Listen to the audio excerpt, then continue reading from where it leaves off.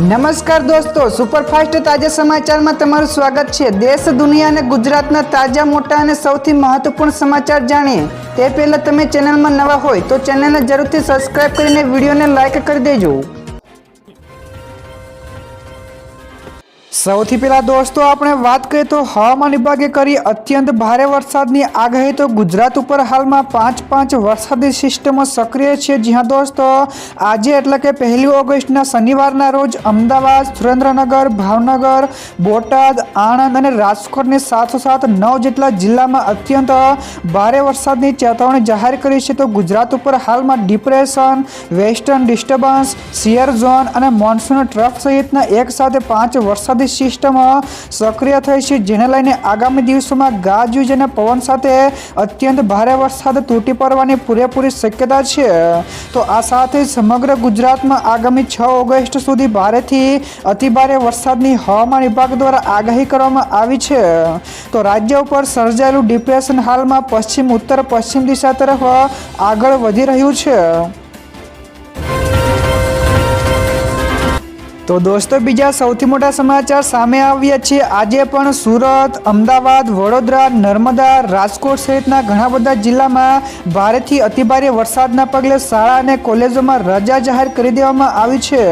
જી હા દોસ્તો, રાજ્યમાં ભારેથી અતિભારે વરસાદની આગાહીના પગલે ગઈકાલે દક્ષિણ ગુજરાત, મધ્ય ગુજરાતમાં જળપ્રલય જેવી સ્થિતિ નિર્માણ પામી હતી। તો છેલ્લા 24 કલાકમાં રાજ્યના 190 કરતાં વધારે તાલુકાઓમાં વરસાદ નોંધાયો છે, જેમાં સુરતના અંબિકામાં 14 ઇંચ, ભરૂચના નેત્રંગમાં 12.5 ઇંચ કરતાં વધારે વરસાદ ખાબકી ચૂક્યો છે।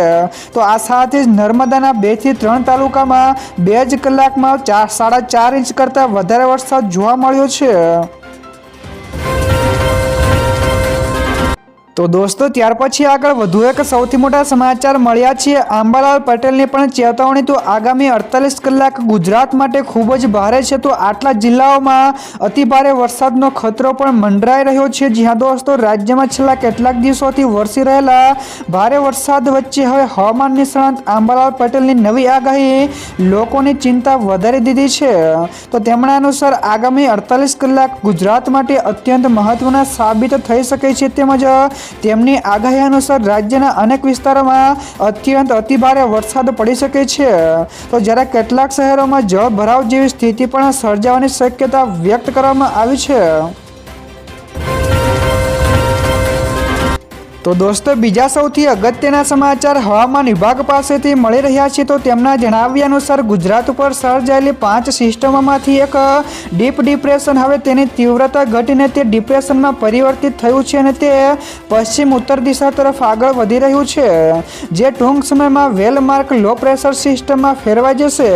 તો જેના કારણે આગામી 24 કલાકથી 48 કલાક ખાસ કરીને મધ્ય તેમજ સૌરાષ્ટ્રના 5 જિલ્લાઓ જેવા કે ભાવનગર, બોટાદ, અમદાવાદ, આણંદ અને ખેડામાં અત્યંત ભારે વરસાદની આગાહીની સંભાવનાના પગલે હવામાન વિભાગે રેડ એલર્ટ જાહેર કરવામાં આવ્યું છે।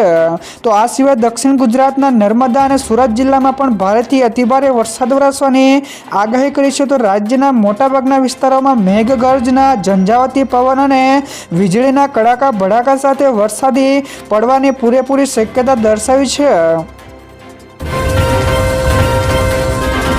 ત્યાર પછી દોસ્તો, આગળ વધુ એક સૌથી અગત્યના સમાચાર મળ્યા છે। કરજણ ડેમના 7 દરવાજા ખોલાયા। જી હા દોસ્તો, ડેડિયાપાડા તેમજ સાગબારા તાલુકામાં અતિભારે વરસાદના પગલે કરજણ ડેમમાં પાણીની ધોમ આવક થઈ છે।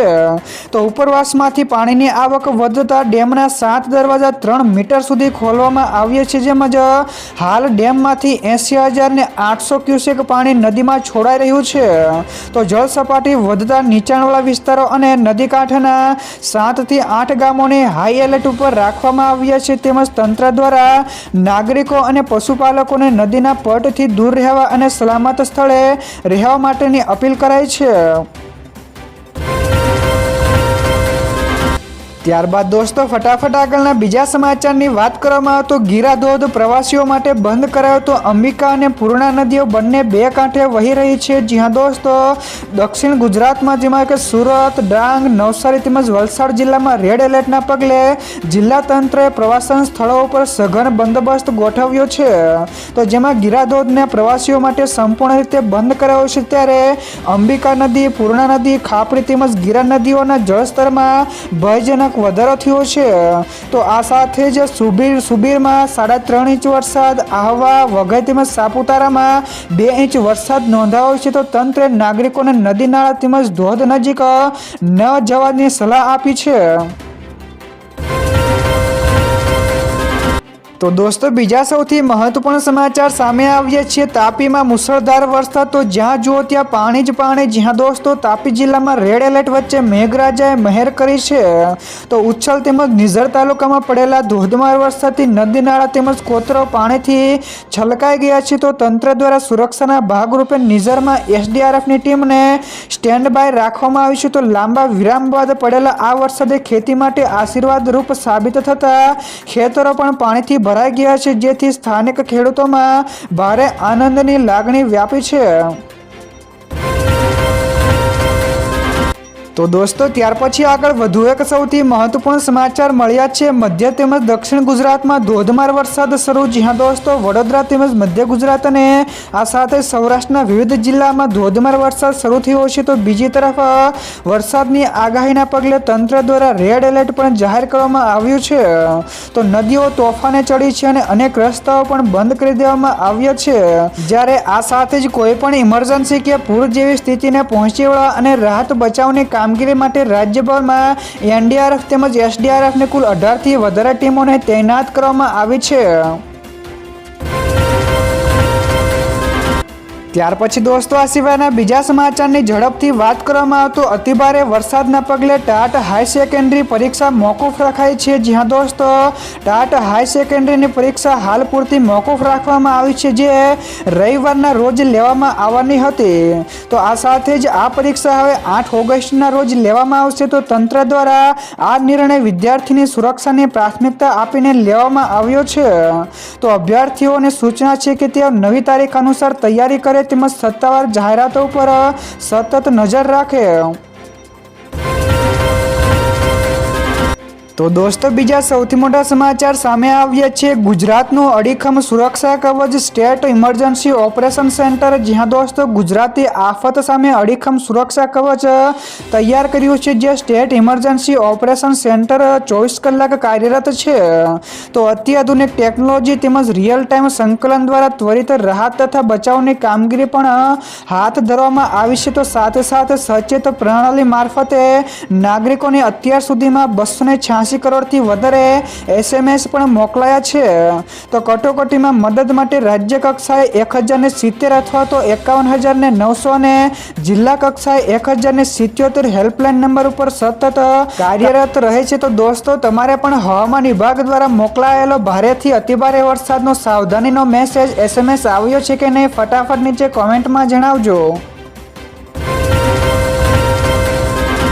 તો દોસ્તો ત્યાર પછી આગળ વધુ એક સૌથી મોટા સમાચાર મળ્યા છે। ચાંદીના ભાવમાં ₹13,000નો ઘટાડો। જી હા દોસ્તો, સોના અને ચાંદીના ભાવમાં ફરી એકવાર ફેરફાર જોવા મળ્યો છે, જેમાં આઈબીજેએ અનુસાર 24 કેરેટ સોનાના 10 ગ્રામનો ભાવ ₹200નો વધારો થતા ભાવ 1,42,000 ઉપર પહોંચ્યો છે। તો બીજી તરફ ચાંદીના ભાવમાં ₹800નો ઘટાડો થતા તે હવે ₹2,17,000 ઉપર પહોંચ્યો છે। તો વર્ષ 2026માં અત્યાર સુધીમાં સોનું લગભગ ₹9,000 મોંઘું થયું છે, જ્યારે ચાંદીના ભાવમાં ₹13,000નો ઘટાડો થયો છે। તો દોસ્તો બીજા સૌથી અગત્યના સમાચાર સામે આવ્યા છે। પીએમ મોદીનો નવો વિડીયો આવ્યો સામે। જ્યાં દોસ્તો પીએમ મોદીએ મોડી રાત્રે નવો વિડીયો સંદેશ જાહેર કરીને મોટી જાહેરાત કરી છે। તો તેમણે જણાવ્યું છે કે અમે એક વિશ્વસનીય પરીક્ષા વ્યવસ્થા સુનિશ્ચિત કરવા માટે સતત પગલાં ભરી રહ્યા છીએ। તો ટેકનોલોજીનો પૂર્ણ ઉપયોગ જરૂરી છે। તો આ સાથે પેપર માફિયા તેમજ પેપર લીક કરનારી ગેંગને કોઈપણ સંજોગોમાં બક્ષવામાં આવશે નહીં। તો સાથોસાથ કઠોર કાયદાવાળું બિલ પણ સંસદમાં બંને ગૃહોમાંથી પસાર થઈ ગયું છે. તો સરકાર પારદર્શી પરીક્ષા માટે સંપૂર્ણપણે પ્રતિબદ્ધ છે. ત્યારબાદ દોસ્તો ફટાફટ આગળના બીજા સમાચારની વાત કરવામાં આવે તો ગુજરાત પોલીસ હાઈ એલર્ટ ઉપર. જ્યાં દોસ્તો ગુજરાતમાં હજુ પણ 4 થી 5 દિવસ ભારે વરસાદની આગાહીના પગલે પોલીસ તંત્ર એલર્ટ મોડ ઉપર છે. તો જેમાં રાજ્ય પોલીસ વડાની અધ્યક્ષતામાં યોજાયેલી બેઠકમાં તમામ જિલ્લા તેમજ શહેર પોલીસ વડાઓને સતર્ક રહેવાની સૂચના અપાઈ છે. તેમજ એનડીઆરએફ અને એસડીઆરએફની સાથે સંકલન કરીને પૂર રાહત અને બચાવ માટે બોટ તેમજ સાધનો તૈયાર રાખવામાં આવ્યા છે. તો નીચાણવાળા વિસ્તારોમાંથી લોકો અને પશુધનના સ્થળાંતર માટે ઇવેલ્યુએશન પ્લાન પણ અમલમાં મુકાયો છે. તો દોસ્તો બીજા સૌથી મહત્વપૂર્ણ સમાચાર સામે આવ્યા છે. રાજ્ય સરકારનો મોટો નિર્ણય. જ્યાં દોસ્તો વહીવટી તંત્રમાં વધારે ઝડપ તેમજ કાર્યક્ષમતા લાવવા માટે ગુજરાત સરકારે મહત્વપૂર્ણ નિર્ણય લીધો છે. જેમાં રાજ્ય સરકારે જિલ્લા કલેક્ટરોને જિલ્લા કક્ષાએ જ ફરજ બજાવતા વર્ગ 3ના મહેસૂલી કર્મચારીઓની આંતરિક બદલી કરવાની સત્તા સોંપી દીધી છે. તો આ નિર્ણયથી સ્થાનિક જરૂરિયાત અનુસાર માનવબળનું અસરકારક આયોજન શક્ય બનશે. તો તેની સાથે જ વહીવટી કામગીરી વધારે ઝડપી બનશે અને નાગરિકોને મળતી સેવાઓની ગુણવત્તા તથા કાર્યક્ષમતામાં પણ નોંધપાત્ર રીતે સુધારો થવાની અપેક્ષાઓ સેવાઈ રહી છે.